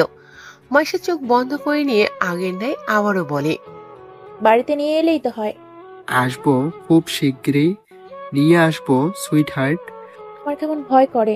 কোনো কারণ নেই, কারণ আমরা পাপ করছি না। তবুও হুশ আছি না, আমি সব সামলে নেব। এখন একটু ভালোবাসা দিয়ে যাও। কথা শেষ। আয়ান মাইশার অস্ত্র জোড়া দিয়ে নিজের অস্ত্র সাহায্যে চেপে ধরে। বেশ অনেকটা সময় পর আয়ান মাইশাকে ছেড়ে দিয়ে মাইশার দুগালে হাত রাখে। মাইশা তখনও চোখ বন্ধ করে জোরে জোরে শ্বাস ফেলতে ব্যস্ত। অতঃপর চোখ খুলে আয়ানকে এক ধাক্কায় সরিয়ে দিয়ে দৌড়ে নিচে চলে আসে। আর আয়ান নিজের চুল খামচে ধরে নিজে নিজে হেসে ফেলে। এদিকে মাইশার রুমে আসতেই সবগুলো মাইশার দিকে কেমন করে তাকালো, শুধু সারা রাগে ফসে। আয়না আর প্রিয়তা মুখ টিপে হাসে। প্রিয়তা হাসতে হাসতে বলেই ফেলে, ভাবি হওয়ার এত শখ বলতে পারতে, তুমি আমাকেও একবার বলার প্রয়োজন মনে করো। প্রিয়তার কথা শেষে সারা বলে ওঠে। শুধু আয়না চুপ, ও বরাবরই চুপচাপ থাকে। মাইশা ওদের ভাবসাব আর কথা শুনে বুঝতে পারল সবাই সব দেখে ফেলেছে। আর একবার যখন দেখে ফেলেছে তখন ওদের সবটা বলে দেওয়াই উচিত বলে মনে করলো মাইশা। তাই মুচকি এসে গড়গড় করে সব বলে দিল। মাইশার কথা শুনে সবাই স্তব্ধ। বিয়ে হয়ে গিয়েছে আর ওরা কেউ সেটা বুঝতেও পারলো না। বিশেষ করে সারা নিজেকে বড্ড বোকা মনে হলো, কারণ ও মাইশার সাথে এত ক্লোজ হয়ে এত বড় একটা বিষয় এত মাস ধরেও টের পায়নি। তাই অবশ্য তার মনের ভেতরে কে ঢুকে বসে থাকে আর কার মনে কি চলে সেটা যদি বোঝাই যেত তবে হয়তো সবচেয়ে বেশি সুবিধা হতো আর বিরক্তকর হতো। সবাই ভালো থাকুন।